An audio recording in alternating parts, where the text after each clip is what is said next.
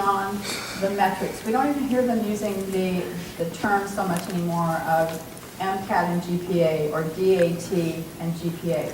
We're talking more about the metrics, so those numbers kinds of things, the GPA and the admission score. But holistic review goes beyond that to things like how intellectually curious are you? What kind of critical thinking skills do you have? What is your research experience? Although research is not critical to admission, okay? It's not critical to admission. It's very helpful. A publication is not necessary. I've had students come in and say, well, I've got 3 publications, so now I'm ready to go to medical school. Just because you have a publication doesn't mean you're going to get in. But what have you learned in terms of thinking skills and critical reasoning? What do you know about the health profession that you're going into? What have you learned about that? Do you know, it's not Grey's Anatomy, guys, not even, no way, okay. None of that. It's very different in very different ways in different places, and it's important for anybody thinking about pursuing a health profession, no matter how convinced you are that this is what you want to do. The health profession schools are going to want to know what you did to confirm, to know for sure this is what you want to do. One of the things we will not support in HPAC is a student who comes in and says, I'm applying to medical school and dental school. I'm for sure going to get into one of them. No, you have to be totally committed to this for you in the future, and that's very, very important. So what is your motivation? Why do you want to do this? What kind of exposure have you had to the health profession? What do you know about healthcare? What do you know about the patient experience? And I can tell you from the UCR School of Medicine, they look very closely for clinical experience. And that means working with patients. It doesn't mean being a nurse or providing that kind of care, direct care, but it means being aware, working in a hospital, working in a nursing home, volunteering, not necessarily working, but learning what the patient experience is like. Not just what it's like to be a doctor, but what it's like to be a patient. And again, with your activities, I caution students a lot about what I call the glitter resume. Ooh, look what I did for 2 days. Look what I did for 3 weeks. Look what I did here.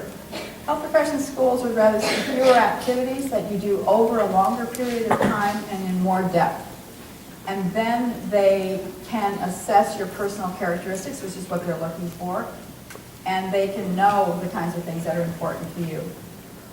So service and advocacy, we have students who do everything from, well, like I'll take the pre-vet. The pre-vet students work at a place called TIERS. True Innocence Equine Rescue. It's a horse rescue. So they're out there in the trenches working. Our students, the pre-meds do, well, all the health profession students do things like Flying Samaritans. They go to a clinic in Mexico. We have a student-run health clinic here in Riverside for the homeless. The students are there. For the dentist, the same thing with the dentistry. The pre-dental students are shadowing the dental clinic at the student-run health clinic. They're not just shadowing in a dental office, but they're shadowing in places where people come and have less access to care. And then they're also, and this is true of the UCR School of Medicine in particular, they are looking for those characteristics that align with the mission of the school. And UCR School of Medicine is one of the most mission-specific medical schools out there. They're very clear about what they're looking for in an applicant. Okay, so although those numbers aren't the most critical thing, they are very, very important. So a GPA, again, a GPA can keep you out of a health profession, but it's not necessarily kind of guarantee that you will be accepted either. So the average GPAs nationally for people who got into medical school, 3.67. This is, I think, a little bit lower this year. We got 2 different numbers this year. Dentistry, 3.4, 3.5. Pharmacy, 3.4. Lower GPA requirement for those students who take the PCAT, the Pharmacy College Admission Test. And other health professions around these numbers, but generally around 3.4. What's important, though, is these are only the averages, and that it's important to always look at the range. So, again, there are students who are very successful in health professions and gaining admission in health profession schools and programs. who don't have a 4.0, because they have other things that they're going to bring to that medical school and to that profession. You have to have a threshold, you have to meet a threshold of the GPA and grades. But it's not the end all, be all. Okay, this one always comes up. So, what is the best major for health profession? What is the best major?